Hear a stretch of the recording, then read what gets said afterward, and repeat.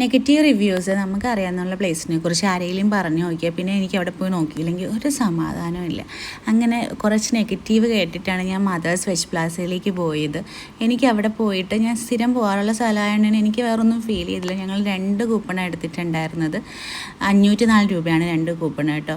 ആ പ്ലേസിലെന്ന് വെച്ചാൽ ഒരു നെഗറ്റീവ് എന്ന് പറഞ്ഞാൽ നമുക്ക് ടേബിൾ ഷെയർ ചെയ്യേണ്ടി വരും. കാരണം അത്രയും തിരക്കുണ്ട്, അതുകൊണ്ട് തന്നെ ടേബിൾ ഷെയർ ചെയ്യേണ്ടി വരും. അത് മാത്രമാണ് ഒരു നെഗറ്റീവായിട്ട് എനിക്കത് ഇതുവരെ അവിടെ ഫീൽ ചെയ്തിട്ടുള്ളൂ. ഒറ്റയ്ക്ക് ഇരുന്ന് കഴിക്കാൻ പറ്റില്ല.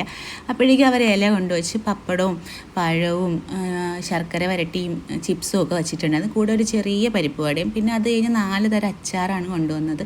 പിന്നെ കിച്ചടിയായിരുന്നു, 3 തരം കിച്ചടിയും അതിൻ്റെ കൂടെ ഒരു മെഴുക്ക് വരട്ടി പോലത്തെ സാധനം ഉണ്ടായിരുന്നു. അതെന്താണെന്ന് എനിക്കറിയില്ല കേട്ടോ.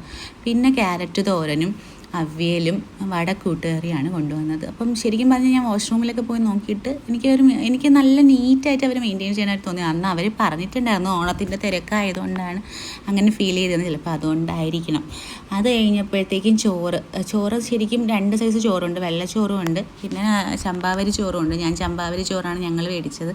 അതിലേക്ക് ഒരു പരിപ്പും നെയ്യും ഒഴിച്ച് തന്നു. അപ്പം ഞാൻ പപ്പടവും കൂട്ടി കഴിക്കുന്നുണ്ട്. എനിക്കാണെങ്കിൽ വിശന്ന് സഹിക്കാൻ വയ്യാണ്ട് ഇരുന്നുകൊണ്ട് തന്നെ ഞാൻ ഓരോ കറിയും എടുത്ത് നോക്കുന്നുണ്ട്. ടേസ്റ്റ് വൈസ് എല്ലാം നല്ല ടേസ്റ്റ് തന്നെയാണ്, പെർഫെക്റ്റ് ആയിരുന്നു. എനിക്ക് ഒന്നും കുറ്റം പറയാനില്ല.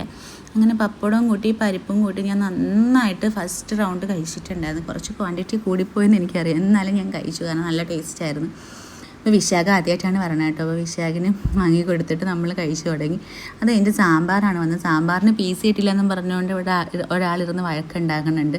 എനിക്ക് പിന്നെ പീസൊന്നും വേണ്ടാത്തതുകൊണ്ട് ഞാൻ സാമ്പാറും കൂട്ടി ചോറ് കഴിച്ച്. അത് കഴിഞ്ഞിട്ട് അടപ്രഥമനാണ് വന്നത്. അടപ്രഥമൻ പഴവും കൂട്ടി കഴിക്കണം, ഒരു പപ്പടവും കൂട്ടി ഒന്ന് കഴിച്ചു നോക്കണം കേട്ടോ. എൻ്റെ ചേച്ചി പഠിപ്പിച്ചതാണ്. അന്നുപോലെ ഞാൻ അങ്ങനെ കഴിക്കാറുള്ളൂ. ഭയങ്കര ടേസ്റ്റാണ്, നല്ല ടേസ്റ്റാണ്. പഴം കൂട്ടി കഴിക്കണേക്കാളും എനിക്കിഷ്ടം പപ്പടം തന്നെയാണ്. കഴിച്ചു നോക്കുമ്പോൾ പിന്നെ നിങ്ങളും അത് ഫോളോ ചെയ്തോളും.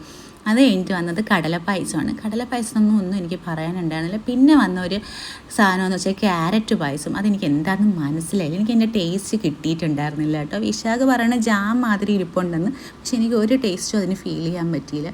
അത് കഴിഞ്ഞ് നമ്മുടെ ഫേവറേറ്റ് ബോളിയും പായസം. അത് പിന്നെ മോശമാണെങ്കിൽ പോലും ഞാൻ കുറ്റം പറയാറില്ല. പിന്നെ നല്ലത് കിട്ടിയാൽ പറയേണ്ട ആവശ്യമില്ലല്ലോ.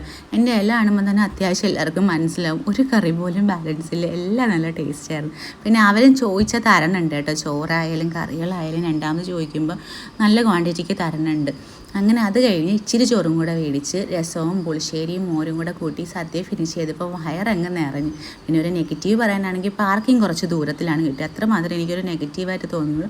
അങ്ങനെ ഇലയും മടക്കി ഞങ്ങൾക്ക് വീട്ടിൽ പോയൊന്ന് ഉറങ്ങിയാൽ മതി, അത്രയ്ക്കും ക്ഷീണമായി, കാരണം വയർ അത്രയും ഫില്ലായിപ്പോയി. അങ്ങനെ ഞങ്ങൾ സന്തോഷത്തോടെ സദ്യയും കഴിച്ച് വയറും മനസ്സും നിറഞ്ഞ് വീട്ടിലേക്ക്. അപ്പോൾ അടുത്ത വീഡിയോ കാണുന്നവരെ Tata, bye bye, love you all.